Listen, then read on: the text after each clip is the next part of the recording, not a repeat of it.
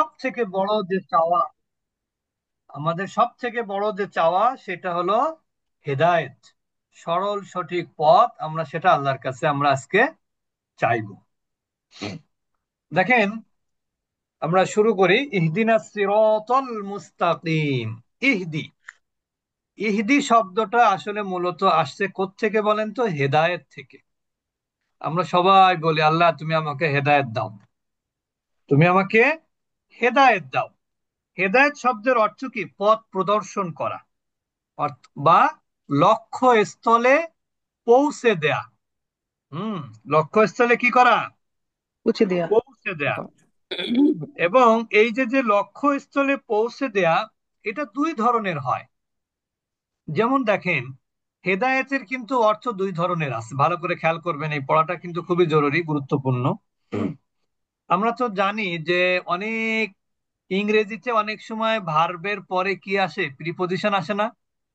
জি জি। নাউনের আগে আসে। ভার্বের পরে কিন্তু নাউনের আগে। তো এই যে যে প্রিপজিশন, সবসময় কিন্তু প্রিপজিশনের অর্থটা বাক্যের মধ্যে ফুটে ওঠে না। এরকম আছে না? জি হ্যাঁ, এরকম এরকম কিন্তু আছে। তা আরবিতেও কিন্তু এরকম প্রিপজিশন আছে, যেমন আমরা যেমন বলি না আসসালামু আলাইকুম, এখানে আলাটা কিন্তু প্রিপজিশন। তারপরে যেমন আমরা বলি না ওয়া ইন্নাকা লাতাহদি ইলা, ইলা বলি না অনেক সময়, ইলা আছে না কোরআনের মধ্যে অনেক জায়গায়? জি হুম, জি ইলা জি। সিরাতিম মুস্তাকিম, এটাও কিন্তু প্রিপজিশন। এটা কি? প্রিপজিশন। তা যেমন ইন্নাকা লাতাহদি, এটা এখানে কিন্তু তাহাদি শব্দটাও কিন্তু হেদায়েত থেকে। খেয়াল করে, আমি একটু লিখে দেখালে মনে বেশি ভালো হয়। যেমন ইন্নাকা, এটা আল্লাহ রসুলকে আল্লাহ তাআলা বলেছিলেন, কেন বলেছিলেন সেটাও বলছি। ইন্নাকা লা তাহদি,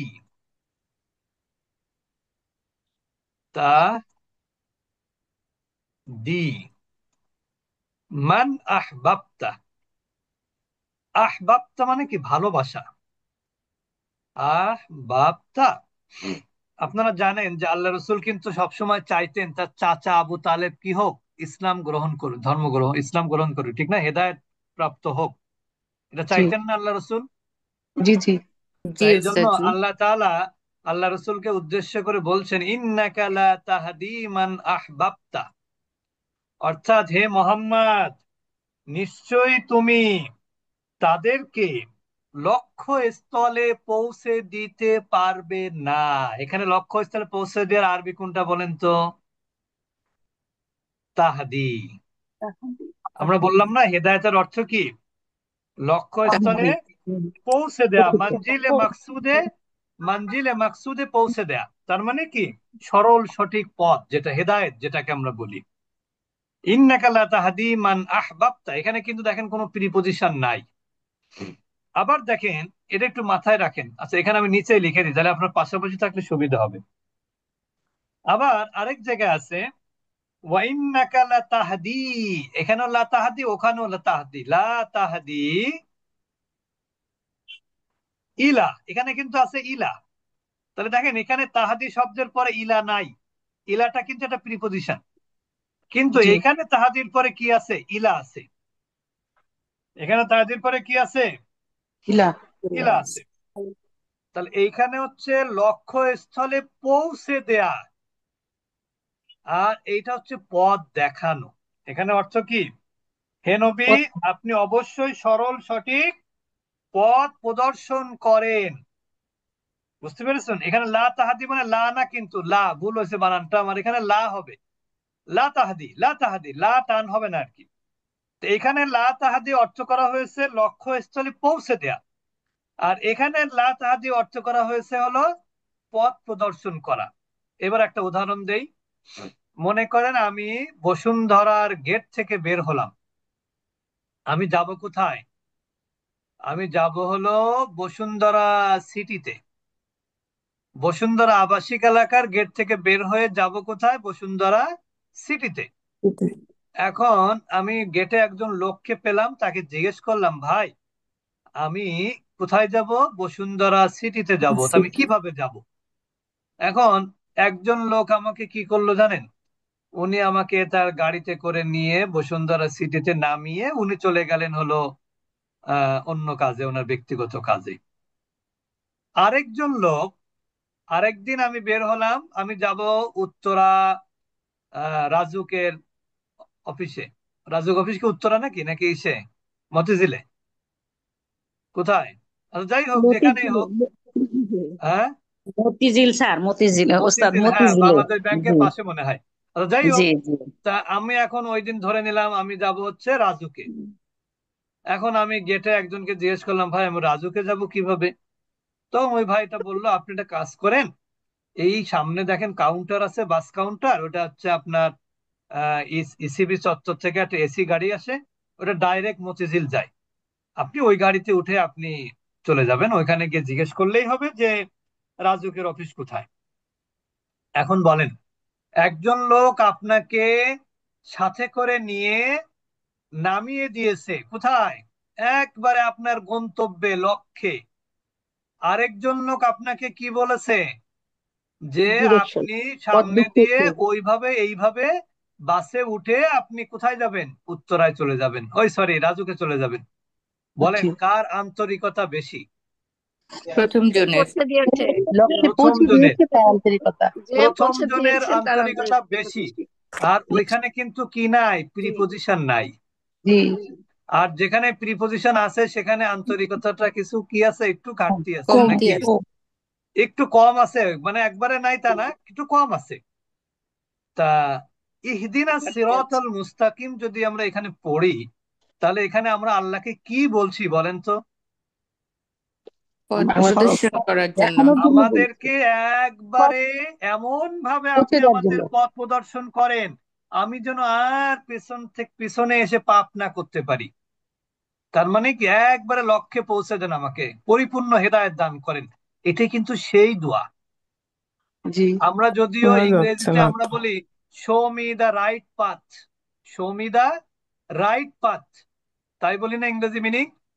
জি জি। আসলে এখানে শো না, পৌঁছে দেয় একবারে জায়গা মতো। মানে কি, এমন ভাবে হেদায়েত করা যে হেদায়েতের পর আর আমার বিভ্রান্ত হওয়ার কোনো সুযোগ থাকবে নাই। না। থাকবে না। তো সেই রকম আল্লাহ তাআলাকে বলা হচ্ছে যে আল্লাহ, আপনি আমাকে কি করেন? পথ প্রদর্শন করেন, মানে লক্ষ্যে পৌঁছে দেন। কোন পথ? এই যে সিরাত, সিরাত মানে কি? সহজ। পথ। ফুল সঠিক এখন পথ। দেখেন, এখানে কিন্তু ইহদিনা দুইটা শব্দের সমন্বয়। ইহদি শব্দটা অর্থ হলো কি? পৌঁছে দেয়া, প্রদর্শন সবকে করা, পৌঁছে দেওয়া। দেখানো। আর কাকে ঠিক দেখাবে? পথ। না, না আমাদেরকে, মানে কি? আমাদেরকে। আমাদের আমাদের, আমাদের। আমাদেরকে এখানে প্লুরাল। কাদেরকে দেখাবেন? আমাদেরকে। আমাদের কি দেখাবেন? আমাদেরকে পথ। সিরাত পথ, শব্দের অর্থ হলো পথ। পথ, পথ। পথ। পথ, কেমন পথ? মুস্তাকিম, সরল সহজ। সোজা সঠিক সঠিক। পথ। এবার দেখেন পথ। পথের একটা উদাহরণ দেই। সরল সঠিক পথ আর সাধারণ পথের মধ্যে পার্থক্য কি দেখেন।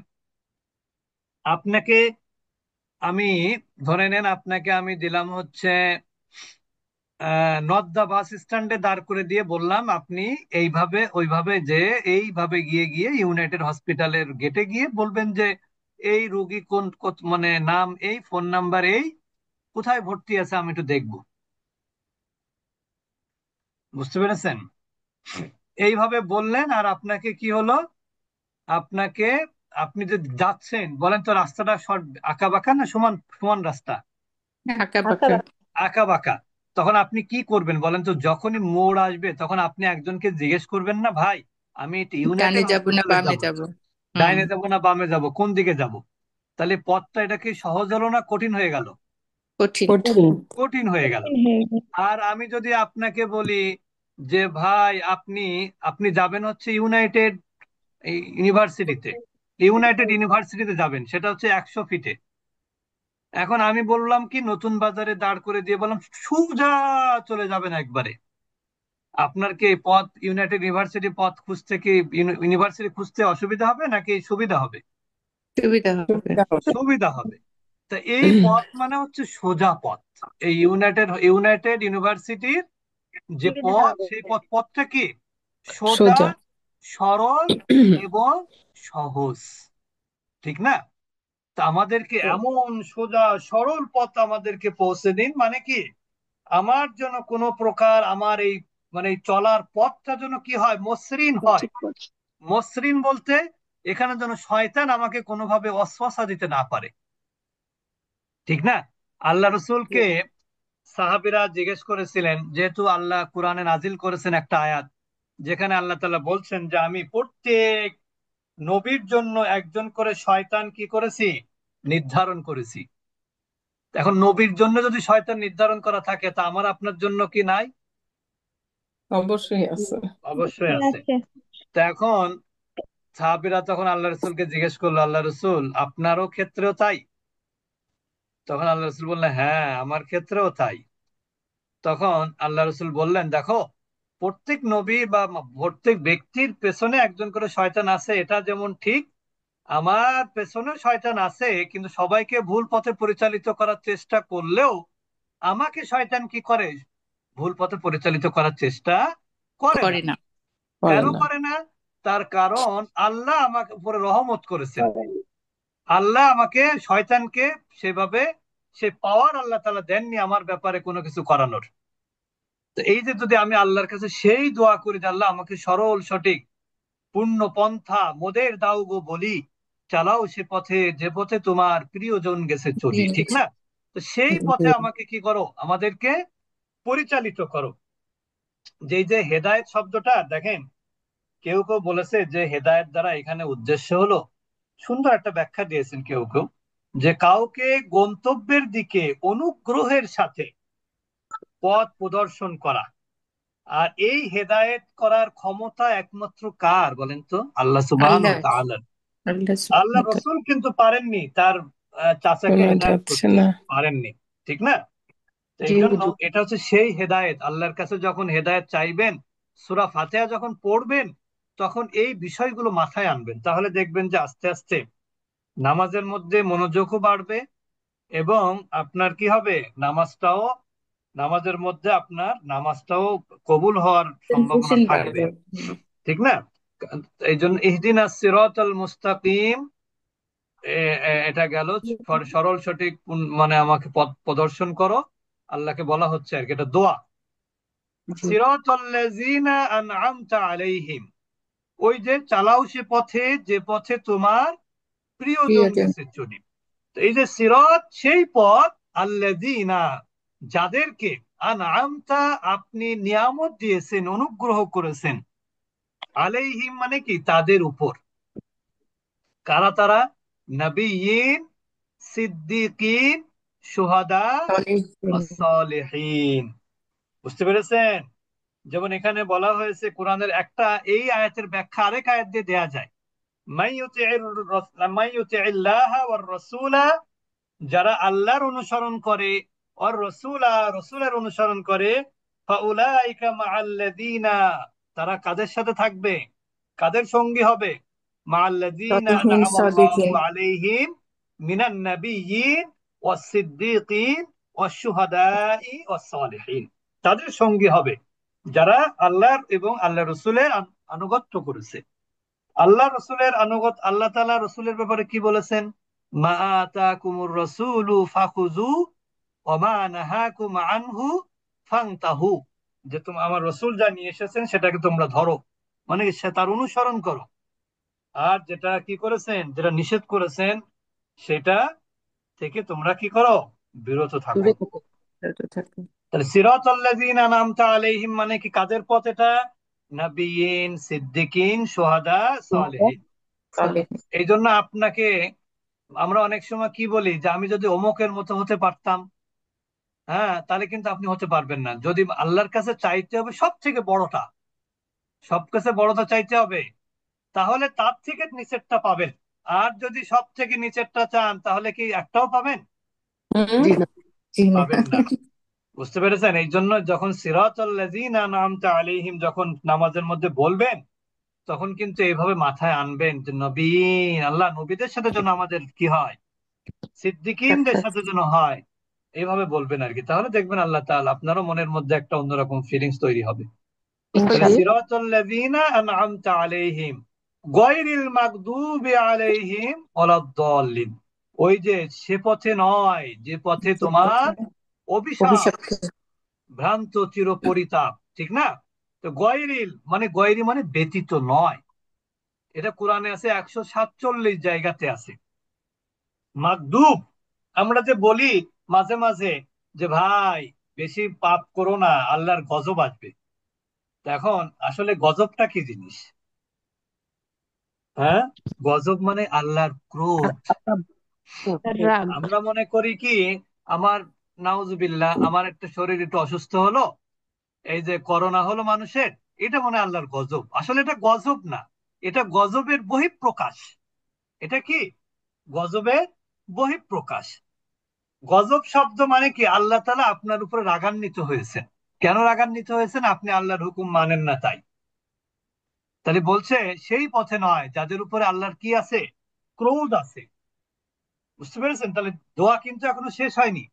গয়রিল মাগদুব, এই মাগদুব মানে কি, যাদের উপর আল্লাহ, গজব। আল্লাহ যাদের উপর রাগ করেছেন, ক্রোধ। আল্লাহ তাআলা রাগ করেছেন, তারা কারা?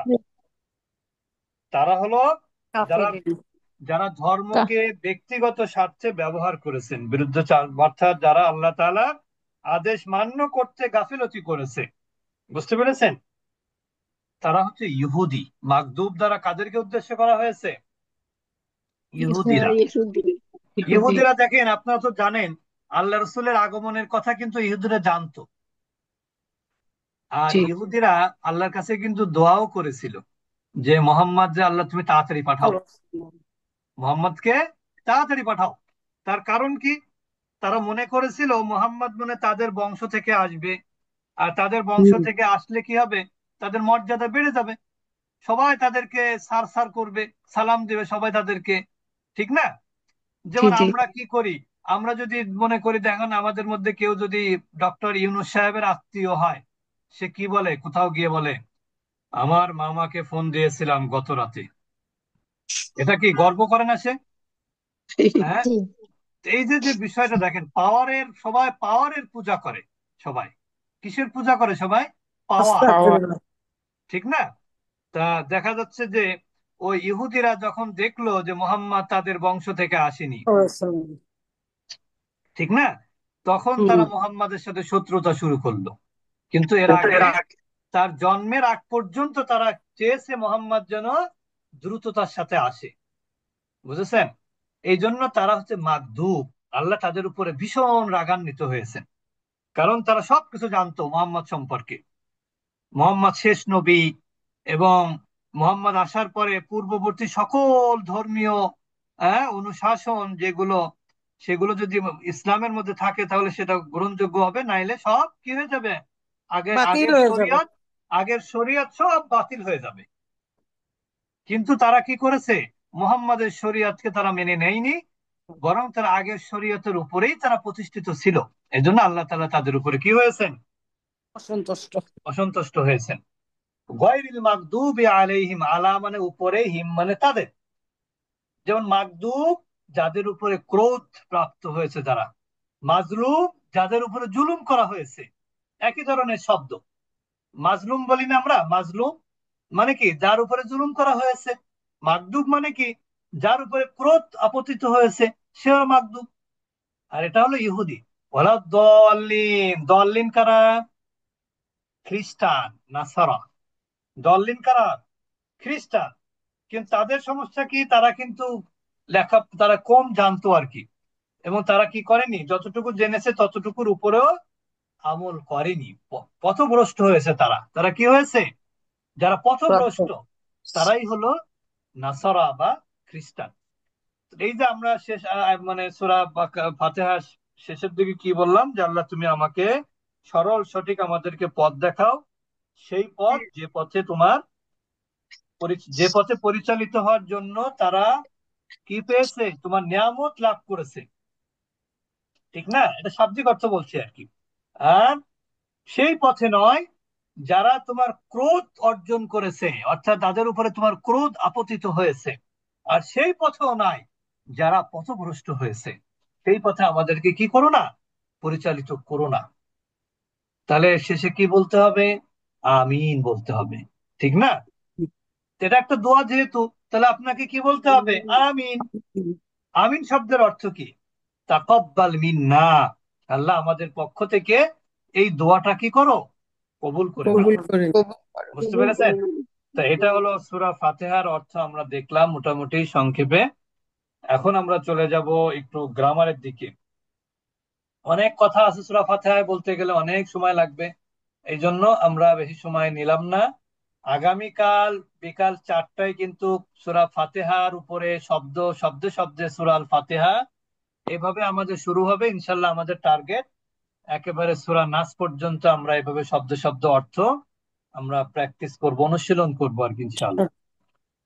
তো যারা যাদের আগ্রহ আছে তারা ক্লাসে থাকতে পারবেন বিকাল 4টায়।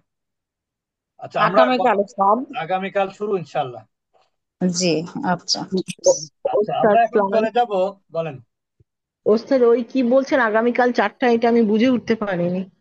আগামীকাল 4টায় আমাদের নতুন একটা ক্লাস শুরু হবে। ক্লাসটা হলো শব্দে শব্দে আল কুরআন। আচ্ছা আচ্ছা আচ্ছা। ও ও বুঝতে পেরেছেন? ওইটা এটা সূরা আচ্ছা, ফাতিহা কোথায় থেকে পাবো? শুরু হবে, সূরা নাসে আচ্ছা, গিয়ে ইনশাল্লাহ শেষ হবে। ধীরে ধীরে সামনে আগাবো আমরা। আমরা আজকে ওকে। খুব সংক্ষেপে নাউন, নাউনের বিভিন্ন প্রকার নিয়ে কথা বলবো। আমরা প্রথমে বলেছিলাম আজকে রিভিশন হবে, তারপর নতুন নতুন বিষয় আমরা যাব। আমরা প্রথমে বলেছি নাউন চেনার উপায় কি কি বলেছিলাম। শব্দের শেষে কি থাকবে? আল শব্দের শেষে শব্দের তানবিন, শেষে তানবিন থাকবে। তানবিন, দুই তানবিন জবর থাকবে। দুই জের দুই পেশ হলে কি হয়? তানবিন তানবিন হয়। হয়, ঠিক না? আর অথবা শব্দের শুরুতে কি থাকবে? আল থাকবে। আল থাকবে, আল বুঝলাম। থাকবে। তানবিন থাকলে হবে অনির্দিষ্ট, আল থাকলে হবে সেটা কি? নির্দিষ্ট। নির্দিষ্ট। ক্লিয়ার এটা? জি। জি। এই পরিভাষাগুলো, আরবি পরিভাষাগুলো আমরা আরো পরে শিখবো। এখন আমরা ইংলিশ পরিভাষাগুলো শিখে যাচ্ছি, আরবি পরিভাষাগুলো আস্তে আস্তে শিখবো। যেমন আমরা যেটা নির্দিষ্ট সেটাকে আমরা বলি মারেফা। কি বলি? মারে। মারেফা। আর যেটা অনির্দিষ্ট সেটাকে আমরা বলি নাকিরা। কি বলি? আর নাকির। না, এটা গেল নির্দিষ্ট অনির্দিষ্টের বিবেচনায় নাউন। এখন আমরা চলে যাব জেন্ডারগত দিক থেকে নাউন। জেন্ডারগত দিক থেকে নাউন হচ্ছে দুই প্রকার, একটা হলো আরবিতে বলে মুজাক্কার, আর একটা হলো কি?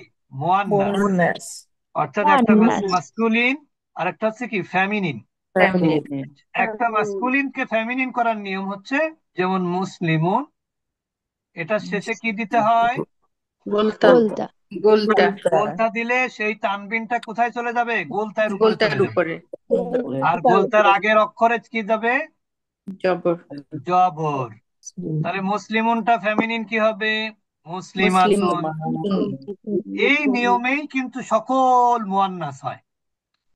এই, আচ্ছা এখানে একটা জিনিস বলি, এটা আপনাদের মাথায় না নিলে সমস্যা নেই। মুয়ান্নাস কিন্তু দুই প্রকার, কথার কথা বললাম। একটা হচ্ছে প্রকৃত মুয়ান্নাস, বাংলায় বললাম। প্রকৃত মুয়ান্নাস মানে কি? যার বিপরীতে মুজাক্কার আছে। ভালো করে বোঝেন। যার বিপরীতে কি আছে? মাস্কুলিন থাকলে, যে ফেমিনিনের বিপরীতে কি আছে? মাস্কুলিন আছে। কিন্তু এমন কিছু মুয়ান্নাস আছে যার বিপরীতে কি নাই? মাস্কুলিন মাস্কুলিন নাই। নাই। যেমন এখানে তো দেখলেন মুসলিমুনের ফেমিনিন মুসলিমাতুন, কিন্তু সাজারতুন, সাজারতুন মানে কি? গাছ। গাছ। গাছ। সাজারতুন মানে কিন্তু গাছ। এটার বিপরীতে কি কোনো মাস্কুলিন আছে? জি না। এটা না। কিন্তু প্রকৃত মুয়ান্নাস না। এটাকে আরবিতে বলে মুয়ান্নাসে গয়রে হাকিকি, মানে প্রকৃত মুয়ান্নাস না, এটা জন্মগত মুয়ান্নাস। বুঝতে ওস্তাদ জি, পেরেছেন? সাজারাতুন মানে কি? সাজারতুন মানে গাছ, গাছ, ট্রি। জি। বুঝতে পেরেছেন? তার মানে জি। আমরা ফেমিনিন চিনবো কিভাবে? শব্দের শেষে কি থাকবে? গোলতা। গোলতা। গোলতা থাকবে। যখনই আপনি শব্দের শেষে গোলতা দেখবেন, চোখ বন্ধ করে সেটা মুয়ান্নাসই বলবেন। সেটা কি বলবেন? ফেমিনিন, মুয়ান্নাস। মুয়ান্নাস, ফেমিনিন বা মুয়ান্নাস বলবেন। এটা কোনোভাবে মুজাক্কার বলার কোনো সুযোগ নাই। তবে হ্যাঁ, কিছু কিছু এক বচনের, বহু বচনে গোলতা চলে আসে, কিছু কিছু, সবগুলোই না। সেটা আবার মাস্কুলিন, কিন্তু গোলতা থাকলেও বহু বচনে যদি কোনো নাউনে গোলতা আসে তাহলে সেটা কি? সেটা মুজাক্কার, সেটা মুয়ান্নাস না। এক বচনে যদি কোথাও গোলতা থাকে সেটা কি? মুয়ান্নাস। মুয়ান্নাস থাকবে। না একটা ওস্তাদ জি আরেকবার বলতে হবে। বলছি, যেমন দেখেন আখুন। আখুন মানে কি জানেন? আখুন মানে ভাই।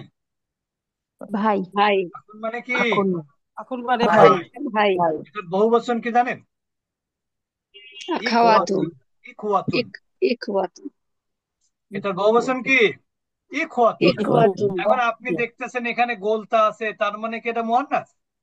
না না। তার কারণ হচ্ছে অনেক সময় বহু বচনের ক্ষেত্রে মুয়ান্নাসটা চলে আসে। তখন খেয়াল করতে হবে যে তার সিঙ্গুলারে মুজাক্কার না মুয়ান্নাস। সিঙ্গুলার যদি মুজাক্কার হয়, প্লুরালটাও মুজাক্কার হবে, গোলতা থাকলেও মুজাক্কার হবে। বুঝেছেন এবার? জি জি হ্যাঁ, হ্যাঁ, মাশাআল্লাহ। এরপরে আমরা চলে যাব নাম্বার। নাম্বারগত দিক থেকে নাউন কয় প্রকার? 3 প্রকার।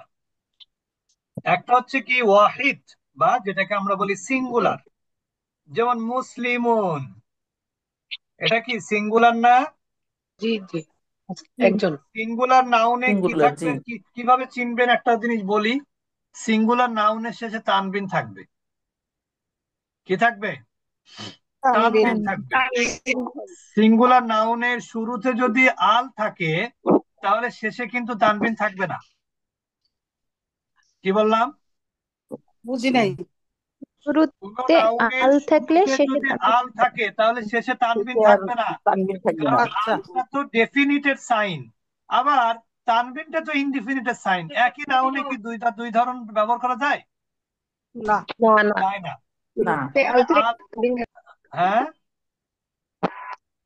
যেমন এটা তো ইনডিফিনিট, তাহলে ডেফিনিট যদি করি তাহলে কি হবে? আল মুসলিম হবে। জি আল তখন কি, মুসলিম হবে। তখন কিন্তু শেষে তানবিন হবে না। কি হবে? আল আল মুসলিম। মুসলিম সিঙ্গেল হরকত হবে, সিঙ্গেল হরকত। ঠিক আছে, আল মুসলিম হবে। তার মানে এখানে আপনি কি দেখে বুঝলেন এটা নাউন? আলিফ লাম দেখে। ক্লিয়ার? মুসলিমুন মানে মুসলমান মুসলিমুন মানে গুলি। একজন মুসলমান। বুঝেছেন? সিঙ্গেল, সিঙ্গেল, সিঙ্গুলার নাও। সিঙ্গেল, একজন সিঙ্গেল, সিঙ্গেল মুসলিম। আল মুসলিম মানে আল কোনো মুসলিম একজন মানেও ব্যক্তিকে সিঙ্গেল, নির্দিষ্ট করা সিঙ্গেল। হচ্ছে। এই মুসলিমটা নির্দিষ্ট। এই বুঝছি এবার। মুসলিমটি দি বুঝতে মুসলিম। পেরেছেন? যেমন, যেমন আমরা ইংরেজিতে যেটা বলি মুসলিম, এ মুসলিম, এর অর্থ কি? একজন মুসলমান। জি আর দা মুসলিম, পুরা জাতি মুসলমান, মানে মুসলমান টি তো ব্যবহার করতে খারাপ শোনা যায়, তার মানে এই হুম, মুসলমানটা নির্দিষ্ট। হুম, বুঝতে পেরেছেন? এইটা হচ্ছে মুসলিমুন, আর এইটা হলো আল মুসলিমু। এবার বুঝেছেন? এবার বুঝতে পারছি। জি হ্যাঁ, হ্যাঁ। এ মুসলিম মানে হচ্ছে মুসলিমুন, আর দা মুসলিম মানে হচ্ছে আল মুসলিমু। জি জি এই দুইটাই আবার দ্বিবচন, যেটাকে আমরা বলি ডুয়েল বলি, ডুয়েল। ইংরেজিতে কিন্তু দ্বিবচন নাই, বাংলায়ও কিন্তু নাই। যেমন ইংরেজিতে আপনি বোথ ব্যবহার করতে হয়, কোনো এরকম আছে? সরাসরি নাউন থেকে দ্বিবচন আছে কখনোই? নাই। না সরাসরি নাউন থেকে প্লুরাল আছে, কিন্তু কি নাই? ডুয়েল নাই, দ্বিবচন নাই। কিন্তু আরবিতে আছে দ্বিবচন। যেমন মুসলিমুনের দ্বিবচন কি? মুসলিমানি। মুসলিমানি। আলিফ মাদের পরে নুনে কি হয়? জি জের। যুক্ত হয় মুসলিমানি। তাহলে মুমিনুন কি হবে? মুমিনুন। মুমিমানি মুমিনানি কি হবে? মুমিনানি। তার মানে আলিফ মাদ, আর শেষে কি হবে? নুনে জের।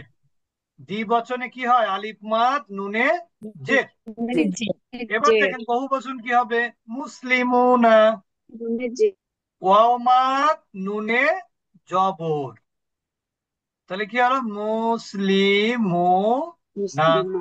তাহলে এটা কিন্তু দ্বিবচন। এটা কি? তাসনিয়া বা বুঝতে পেরেছেন? এটা কি? দ্বিবচন। আর এটা কি? বহুবচন। এখানে মুসলিমানি অর্থ কি বলেন তো? দুইজন মুসলমান। দুজন মুসলমান মুমিনানি মানে কি?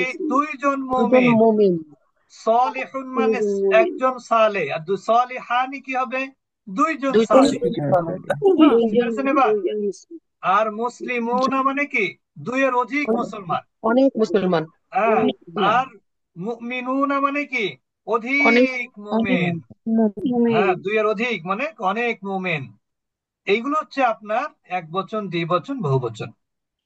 এবার আমরা চলে যাব, তাহলে আমরা কিন্তু নাউনের তিনটা প্রকার আমরা পড়লাম। এবার আমরা চলে যাব ফেমিনিন সিঙ্গুলার থেকে ফেমিনিন ওস্তাদ প্লুরাল। ওস্তাদ দ্বিবচন হলো তাসনিয়া, তাহলে বহুবচন কি? জমা, জমা। জি মুসলিমাতুন, এটা কিন্তু সিঙ্গুলার ফেমিনিন। এটা কি? Singular feminine. ফেমিনিন। এটাকে দ্বিবচন করবেন কি? এই তায়ের পর একটা আলিফ মাদ দিতে হবে। আলিফ মাদ নুনে জের। আলিফ মাদ নুনে জের।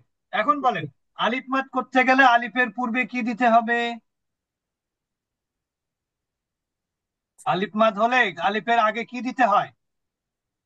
খারা জবর। না না না, শুধু জবর। তাহলে এখানে আলিফ মাদ কাকে বলে? জবরের বামে খালি আলিফ বলে না? জি জি তাহলে এই যে যে আলিফ, এর পূর্বে কি হবে? জবর হবে না? জি জি জি তার মানে এই দুই পেশ কিন্তু আর থাকবে না।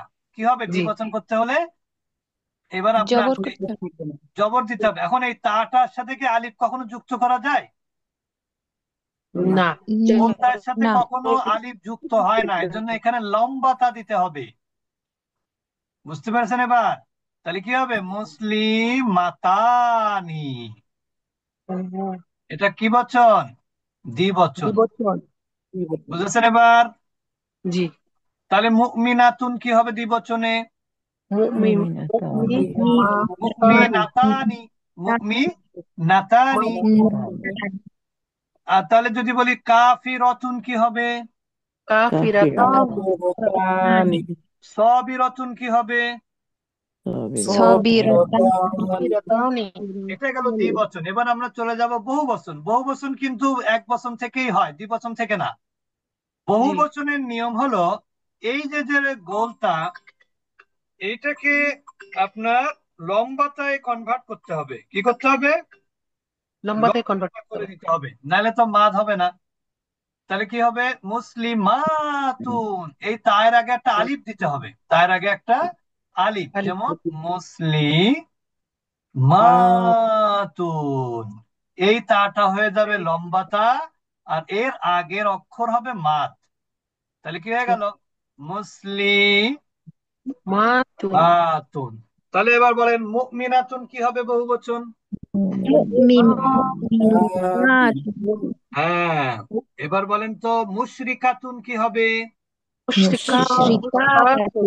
মুনাফিকাতুন কি হবে? মুনাফিকা। মুনাফিকাতুন না, মুনাফিকাতুন। জি বুঝতে পেরেছেন? জি। সলিহাতুন কি হবে? সলিহাতুন। মনে থাকবে? জি জি। জি। তাহলে আমরা মোটামুটি নাউনের যে প্রকারগুলো আছে, সকল প্রকার যেগুলো আরবিতে ব্যবহার হয়, আমরা কিন্তু মোটামুটি আপনাদেরকে জানানোর চেষ্টা করলাম। এবার আমরা চলে যাব নাউনের পরিবর্তে কি ব্যবহার হয়। নাউনের পরিবর্তে কি ব্যবহার হয়? প্রোনাউন। প্রোনাউন। ইংরেজিতে প্রোনাউন, আরবিতে দমির। আরবিতে কি বলে? জমির। আরবিতে প্রোনাউনকে কি বলে? দমির। দমির। আর নাউনকে বলে ইসম।